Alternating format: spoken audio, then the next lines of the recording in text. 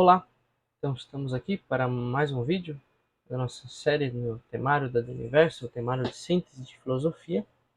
Então agora estamos no tema 5, no qual trataremos sobre a metafísica, né, o ente enquanto ente e suas propriedades. Então, a metafísica, né, ela se preocupa com questões fundamentais, né, primeiras e últimas da realidade, com uma perspectiva de totalidade e profundidade.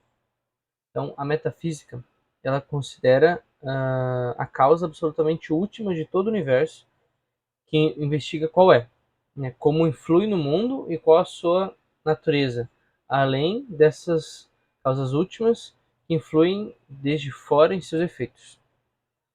As coisas também têm elementos internos, que as constituem e que afetam seu modo de ser e de atuar. Então, chamados princípios, né?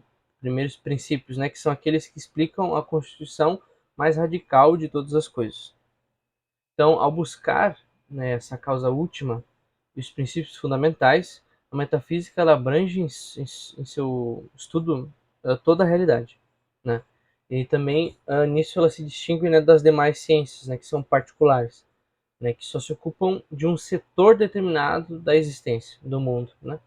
Então, portanto, a metafísica estuda aquilo que todas as coisas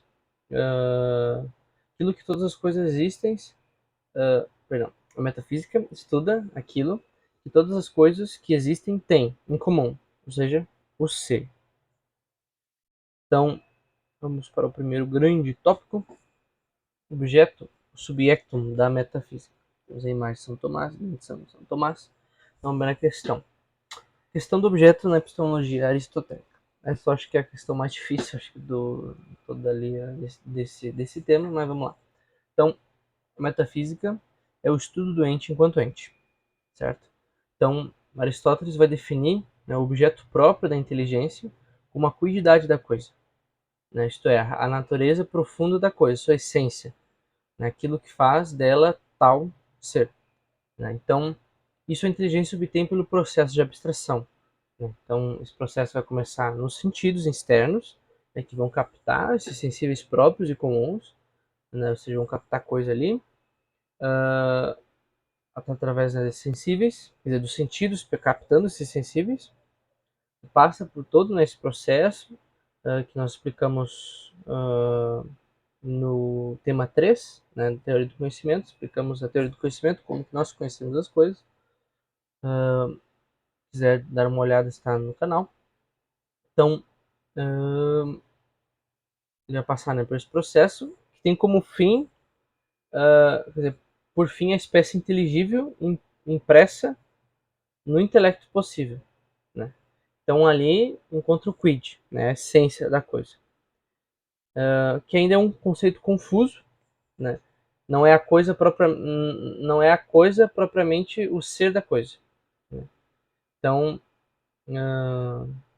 isso. Então é na epistemologia tomista, então, que o intelecto alcança o ser, né? Então, a solução de São Tomás, né, que ele vai dar como que um upgrade, né, na teoria do conhecimento, a própria metafísica, na verdade, aristotélica, mas com a ajuda na teoria do conhecimento. Então, em todo juízo, né, se faz uma relação com o real, né, que se estabelece através da distinção essência e existência, né, no ato do conhecimento. Então, essa é a grande contribuição, né, e a solução de São Tomás, né, para o esclarecimento do objeto da metafísica, né, que é a da questão 1. Então, enquanto que na primeira operação, ou seja, a simples apreensão, a primeira operação do espírito, se considera a essência da coisa, né? Na outra, ou seja, a segunda, se considera a existência ou não desta, ou seja, um juízo. Eu vou dizer isso é ou não é aquilo. Então, o objeto, né, da simples apreensão é quiritas, e o objeto do juízo é o ipsum esse. Então, vai ser a existência, né, que é alcançada pelo juízo, determinada pela essência, alcançada, né, pela simples apreensão, que é o objeto da metafísica, né? Isto é, o ens, a essência, enquanto ens, a existência. Então, o S que se encontra significado no ens, enquanto ens é a existência em seu sentido imediato, de existência efetiva atual. O objeto da metafísica se divide em formal e material, como todas as ciências.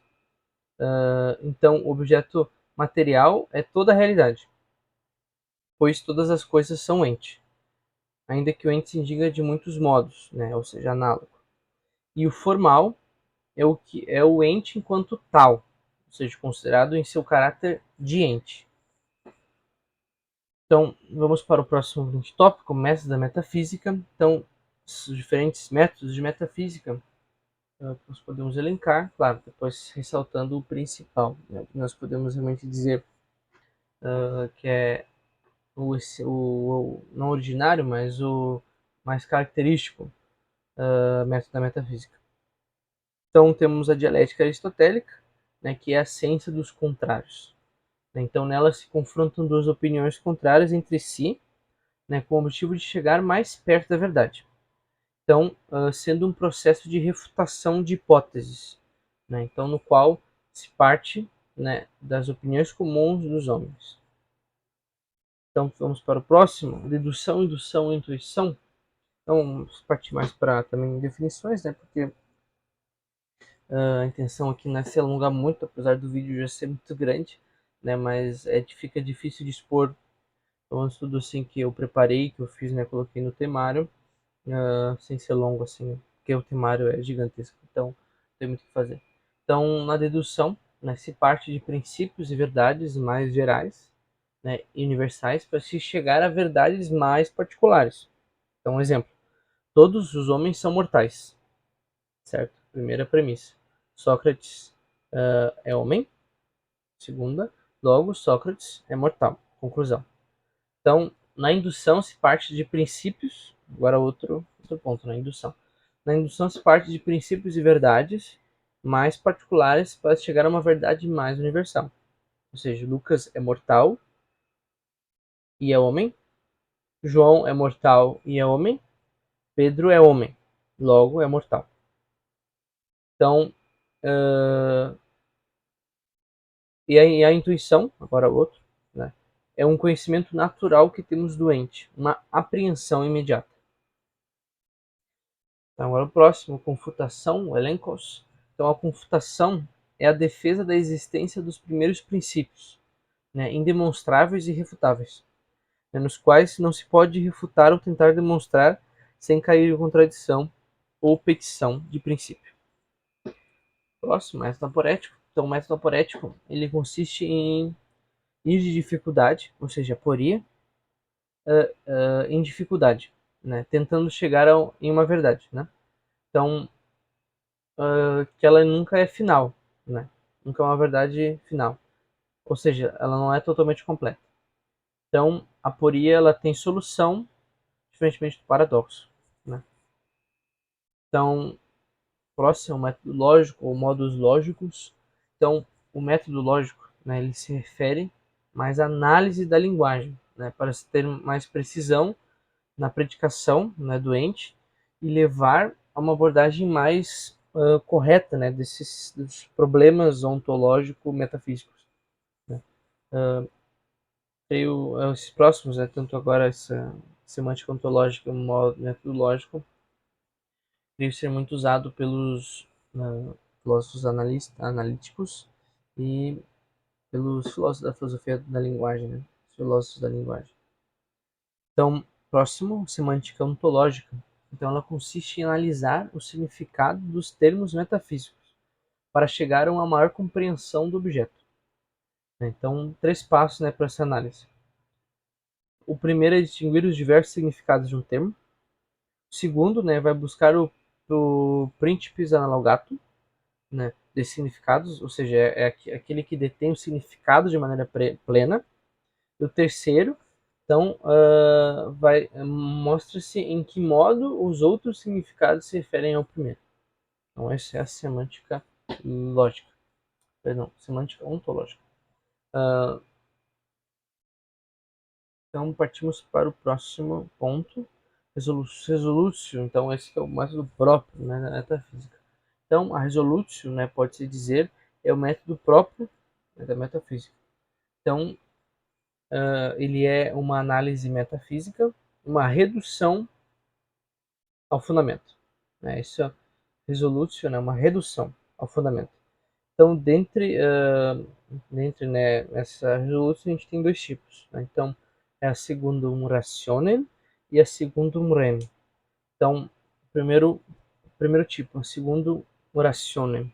Então, a resolutio secundum rationem, ela busca os princípios intrínsecos de cada coisa.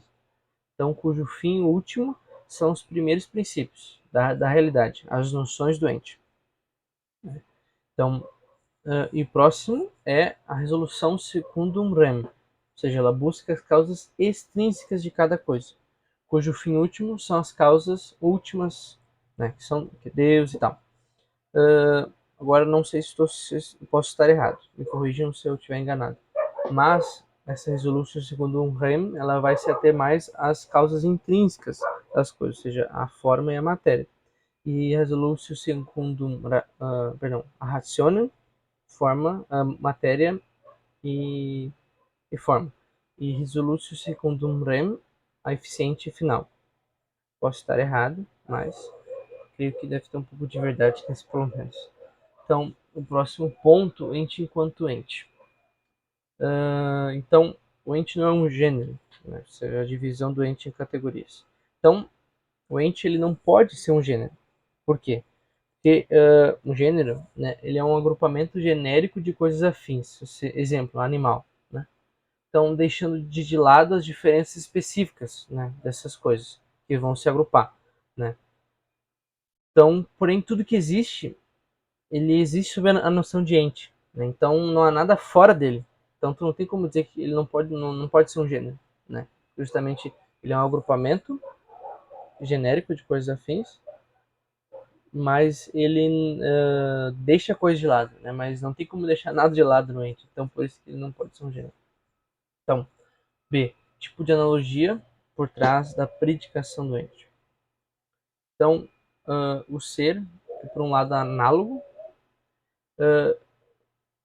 o ser é, por um lado, análogo de uma analogia de proporcionalidade e, por outro, de uma analogia de atribuição. Então, de proporcionalidade, porque todos os modos de ser são formal e intrinsecamente ser. De atribuição, porque somente a substância é ente em si mesmo. E ela é o primeiro analogado, o qual se reportam as outras modalidades de ser. Então, dessa analogia de atribuição do ser, surgem os 10 gêneros supremos do ser, né?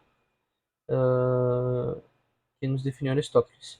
Então, esses gêneros, né, eles se dividem segundo a dicotomia maior da substância, ser o ser que é em si, e do acidente, né, o ser que somente pode existir em outro. E o acidente ele se divide em 9 módulos. Né? Então, a quantidade, qualidade, relação, lugar, posição, posse, tempo, ação e paixão. E, se eu não me engano, vamos ver melhor no próximo tópico. Ou não me lembro. Mas está aí já, se não vamos tratar. Então, essas são as 10 categorias ou gêneros supremos, né? Perdão, daí tem ainda a substância, né? Antes da quantidade, que é o ser em si, né? Isso vai nos dizer Aristóteles, né? Ele vai nos trazer isso com maior clareza. Então, próximo ponto, analogia, nível lógico, né? Causalidade e participação, nível ontológico. Então, analogia, ela vai ser, então, um modo de atribuição lógica, né? No qual predica-se dois sujeitos de modo parcialmente igual e parcialmente diferente. Ou seja, então a noção de ser, ou ente, ela pode se predicar de muitos modos, né? Que em parte preservam o sentido comum, né? Mas parte não. Então a causalidade é uma dependência no ser, ou seja, uma influência de um ente sobre outro ente. Né? Então essa pode ser de 4 modos, né? Formal, material, eficiente e final. Já então a participação, que é a última, então é uma constatação de que os entes não possuem a sua explicação em si mesmos. né? Então eles não podem explicar sua forma, né? Então eles precisam de explicação por um outro, né? Que por sua vez não pode ser explicado em outro ente, né? Ou seja, tu não pode ir ao infinito, né? Porque se não tem um primeiro, tu não tem o segundo e subsequentemente. Então, isso a gente vai ver melhor nos temas de teodiceia, né? De teologia filosófica, temas 7 e 8. Vocês verão aqui no canal.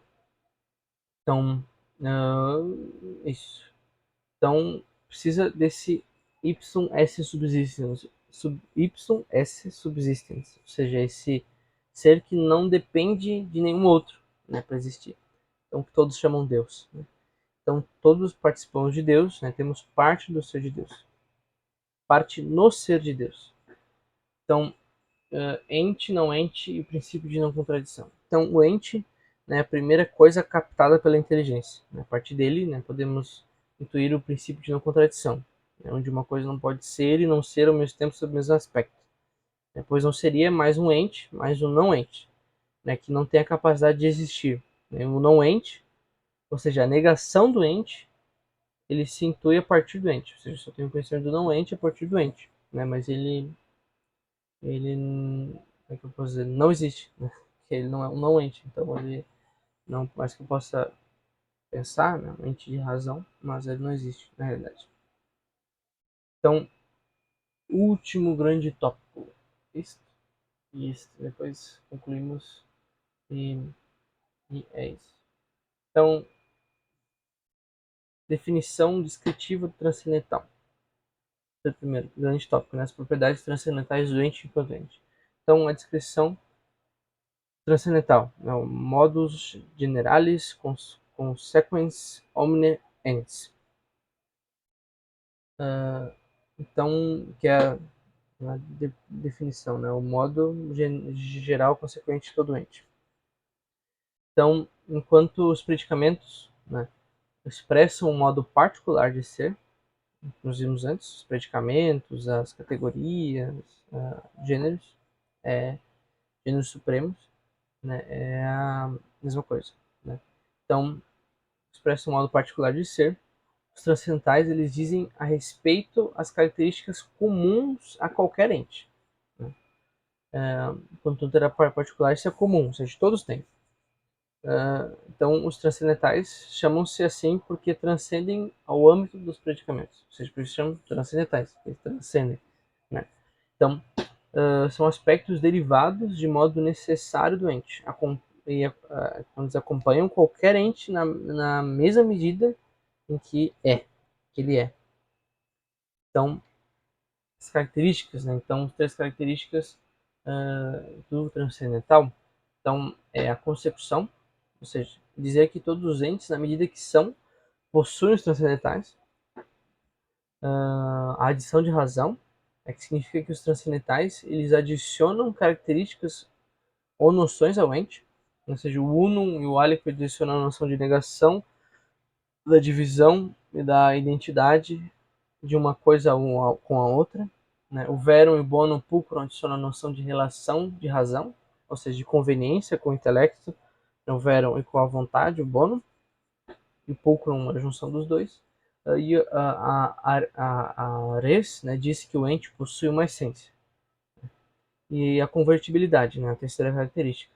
Então é a capacidade de conversão, né, entre o ente e o transcendental, né, pois ambos possuem a mesma extensão. Ou seja, todo ente é bom, possui a mesma extensão, então é convertibilidade. Ou seja, eles podem se converter. Mesmo que tempo que eu posso falar bom, eu posso falar ente.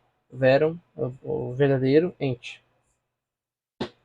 Então, terceiro ponto. Relação entre os transcendentais e o ser. Então, os transcendentais, eles estão em íntima relação com o ser, né? Pois esses primeiros, eles vêm justamente do ato de ser, né? Porém, né, esses transcendentais, eles não são distintos reais do ente. Mas, por exemplo, eles não são distinções reais do ente, mas nocionais, né? Ou seja, facetas do mesmo ente. Então, os transcendentais e o ente aquilo que tem o ser, realmente, ele se converte, né? Convertibilidade. Mesma extensão. Então, próximo. Agora a lista deles, né? Lista de definição e derivação ordenada dos transcendentais. Então, primeiro a res. Então, é considerado em si mesmo, né, de modo positivo, o ente é uma coisa, né? Res. Ou seja, possui uma determinada essência, né, que lhe dá um modo de ser específico. Então, ser coisa significa possuir uma determinada essência. Uno. Então, considerado em si mesmo, porém de modo negativo, temos o rechaçamento da divisão interior, né? Ou seja, corresponde a todo ente a unidade. Qualquer coisa é uno. Se esse ente perde unidade, se transforma em outros entes que, por sua vez, possuem uma unidade. Então, tudo é uno. Tudo possui essa unidade. Então, considerado em relação com os outros, no que diz respeito à distinção dos entes entre si, afirmamos que cada um deles é algo, aliquid, outro, algo, aliud, quid. Então as coisas diferem entre si, não sendo a mesma coisa. Né? Verum, considerado em relação aos outros, porém no que diz respeito à sua conveniência ao intelecto. O ente é verdadeiro, verum, ou seja, passível de intelecção, ou seja, eu posso conhecer ele, eu posso inteligir ele. Bonum, considerado em relação aos outros, porém no que diz respeito à sua conveniência à vontade, ou seja, o ente é bom, ou seja, como amável e capaz de mover o apetite voluntário até ele. Ou seja, o sujeito é uma coisa que me atrai, que me apetece. Então o ente é bono. Posso querer, ele me atrai. Posso desejar ele, né? E querer. Pulcrum. Então, segundo a conveniência do ente, a alma, mediante certa conjunção, né, de conhecimento e apetite, né, como eu falei, meio que uma junção do verum e bonum, até alguns autores não consideram o pulcrum como transcendental, né, mas aqui vamos considerar ele como sendo. Então, compete ao ente a beleza, né, essa junção, né, do conhecimento e apetite, ou a formosura, pulcrum, né, isto é, causar certo prazer quando é aprendido, contemplado. Né. Tudo isso, todas essas características do transcendentais, todos que são transcendentais, está no Manual de Metafísica, a partir da página 191. Manual roxinho, aquele do Alvira, Thomas Melendo e esqueci o nome do último, são 3 autores. Então, o último ponto, relação entre transcendental e primeiros princípios. Evidência, terceiro excluído, etc. Então, os primeiros princípios, eles foram fundamentais para que o espírito humano chegasse ao conhecimento dessas propriedades transcendentais. Né? Então, esta elaboração dos transcendentais não foi obtida de modo dedutivo, né? Mas foi exigida a observação da realidade, isto é, o dado da experiência. Então, quando o ser humano observa o dado da experiência conduzido pelos primeiros princípios, descobre, por exemplo, a distinção essência e existência pelo princípio de identidade. Ou por este mesmo princípio descobrimos o transcendental do uno, ou ainda pelo princípio de não contradição percebemos o aliquid, etc.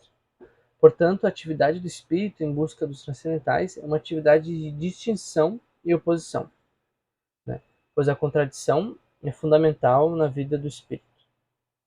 Então, é isto aí.